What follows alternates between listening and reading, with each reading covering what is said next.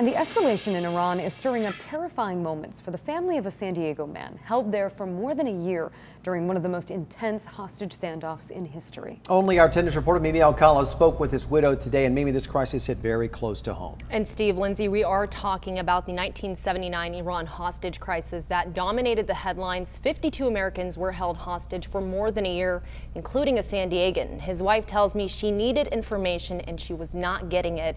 So she called 10 News looking for help. Then she made it her job to try to bring her husband back home. Well, I was trying to get information. It's been more than 40 years since Dottie Moorfield picked up the phone and called 10 News for the first time. All I had heard from the State Department was that the embassy had been overrun. I picked up the phone. I thought, if anybody's going to know, it's the news agencies. Brad answered, and we went from there. Mrs. Moorfield told me her husband had just been taken hostage in Iran. I didn't even know what to say. I was shocked. I kept looking up information for her as it came over the wire service and would always call her. In November of 1979, Dottie's husband, Richard Moorfield, a high-ranking diplomat, was one of 52 people taken hostage in Iran after Iranian students protesting at the U.S. Embassy in Tehran took over. It's a kind of fear that just you can't function. You're just sort of sitting by the phone waiting. For more than 400 days after that, it became Dottie's mission to keep her husband's name relevant, staying in touch with 10 News and media outlets across the nation. I felt that was my job during that time, was to keep people talking about them, keep people focused on them.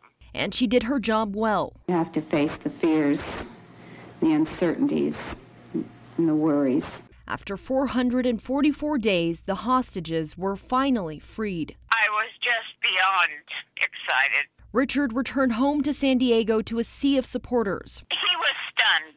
There were people from Lindbergh Field to the townhouse I was running in Tierra Santa cheering for us. They were so happy to see him. But for 30 years after his release, until his death in 2010, Dottie says he never fully recovered. He never slept through a night.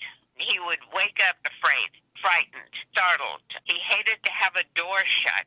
Dottie's lawyer says each hostage was promised $4.4 million or $600,000 for a spouse or child. But to this day, they're still waiting. I don't understand the holdup.